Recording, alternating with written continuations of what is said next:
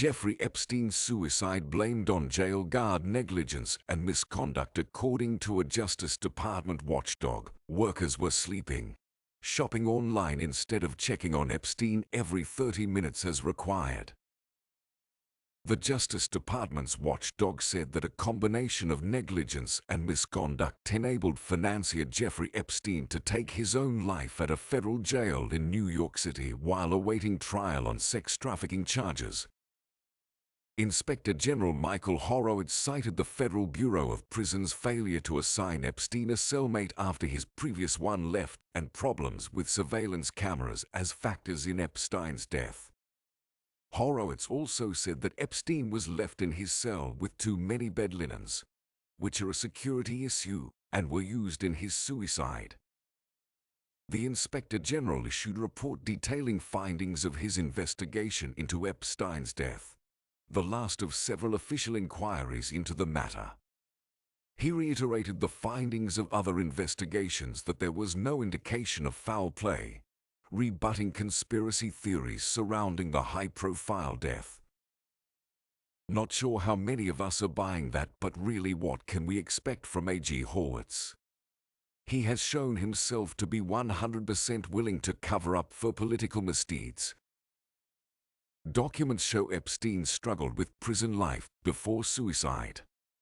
Horowitz echoed previous findings that some members of the jail staff involved in guarding Epstein were overworked.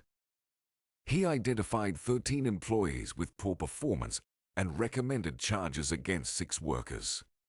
Only the 2 workers tasked with guarding Epstein were charged, avoiding jail time in a plea deal after admitting to falsifying logs. You really didn't think anyone would be held accountable, did you? The report comes more than 4 years after Epstein took his own life at the Metropolitan Correctional Center while awaiting trial on sex trafficking and conspiracy charges.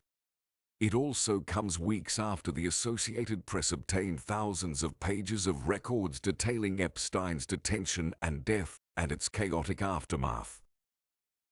The workers assigned to guard Epstein were sleeping and shopping online instead of checking on him every 30 minutes as required. Having been in a federal prison, I can say that the compound truly has a job for inmates where they sit outside a suicidal inmate's cell and watch them in shifts. But who am I to say their current protocol? Nova Noel and Michael Thomas admitted lying on prison records to make it seem as though they had made the checks but avoided prison time under a deal with prosecutors. They left the Bureau of Prisons in April. New documents detail weeks leading up to Epstein's reported suicide. It's the second time in 6 months that Horowitz has blamed a high-profile inmate's death on the Bureau of Prisons' failings. In December, the Inspector General found that management failures, flawed policies, and widespread incompetence were factors in notorious gangster James Whitey Bulger's 2018 beating death at a troubled West Virginia prison. And before you ask, it obviously had nothing to do with the fact that Bulger reportedly had information on FBI personnel and their non-legal activities. The AP obtained more than 4,000 pages of documents related to Epstein's death from the Federal Bureau of Prisons under the Freedom of Information Act.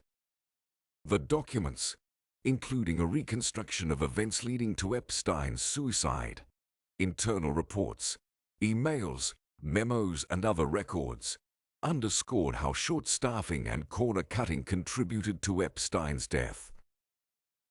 Epstein spent 36 days at the no-shuttered Metropolitan Correctional Center in Manhattan.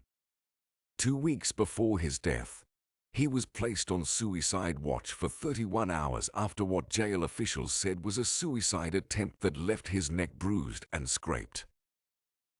The workers tasked with guarding Epstein the night he died were working overtime. One of them, not normally assigned to guard prisoners, was working a 5th straight day of overtime. The other was working mandatory overtime, which meant a second 8-hour shift in one day. In addition, Epstein's cellmate did not return after a court hearing the day before, and jail officials failed to pair another prisoner with him, leaving him alone. The fact remains that we still have next to nothing as far as information goes about who Epstein was trafficking the children to and why. Maxwell's in jail for child trafficking, but to this day the government refuses to release the names of the people involved. Really makes you wonder who's in the black book, and why the powers that be are so terrified of the information coming out. Remember to support my page and follow across platforms.